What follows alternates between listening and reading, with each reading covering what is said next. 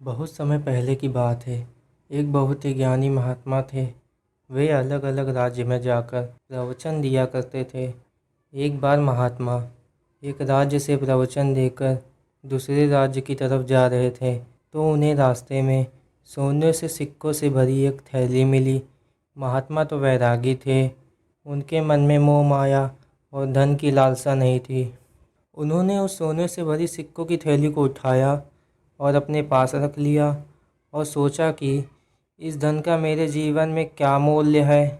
हाँ, अगर कोई मुझे दरिद्र व्यक्ति मिल जाए तो मैं उसे दे दूँगा ताकि उसकी दरिद्रता दूर हो सके।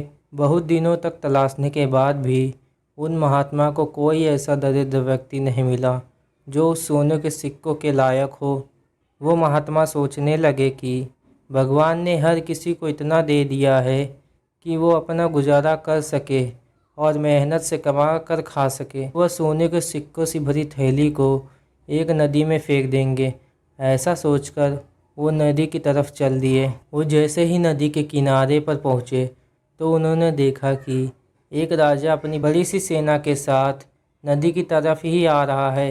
वो वहीं रुक गए और उस राजा के निकलने का इंतज़ार करने लगे। राजा ने उस महात्मा को देखा तो अपनी सेना को रुकने का आदेश दिया और उनसे बोला, गुरुजी, मैं अपनी सेना को लेकर दूसरे राज्य में आक्रमण करने जा रहा हूँ।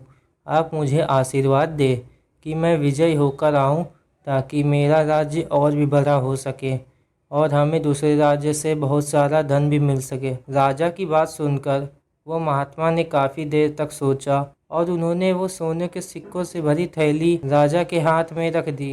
राजा ने महात्मा की तरफ हैरानी से देखा और बोला, गुरुजी, मैं आपसे आशीर्वाद मांग रहा हूँ और आप मुझे सोने के सिक्कों से भरी थैली दे रहे हैं। मुझे लड़ाई जीतने के लिए इनकी नहीं, आपके आशीर्वाद की ज़रूरत है।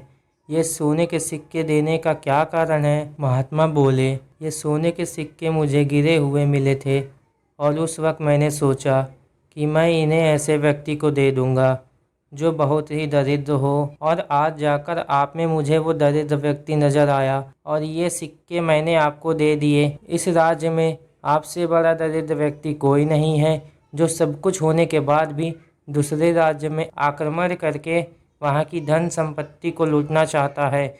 यही कारण है कि मैंने आपको ये सोने के सिक्कों से भरी थैली दे दी। राजा उनकी बात समझ गया और उसे अपनी गलती का एहसास हुआ। उसने महात्मा से माफ़ी मांगी और अपनी सेना को वापस लौटने का आदेश दे दिया। ज़्यादा चीज़ें पाने के चक्कर में या दूसरों से ज़्यादा कमाने के चक्कर में हम बेवजह ही खुद को टेंशन में घेर लेते हैं।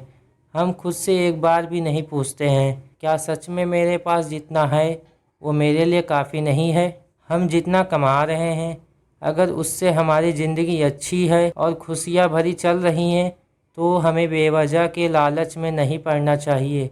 ज़्यादा कमाने के चक्कर में अपनी ज़िंदगी को ऐसे न बनाएं आप उस चीज़ों को भी इंजॉय करना भूल जाएं जो आपके पास है। बेशक ज़िंदगी में कमाना ज़रूरी है और ज़्यादा चीज़ों का होना भी ज़रूरी है, लेकिन आप उन चीज़ों को कमाने में ही रह जाएंगे तो उन्हें एंजॉय करने की उम्र खो देंगे। जो चीज़ें आपके पास है उन्हें एंजॉय करें। अपने मन के लालच को किनारे रखकर ज़िंदगी को जीना शुरू करें। जब ज़्यादा की चाह आपके मन से दूर होने लगेगी तब आप ये खुद महसूस कर पाएंगे कि आपके पास कितना कुछ है।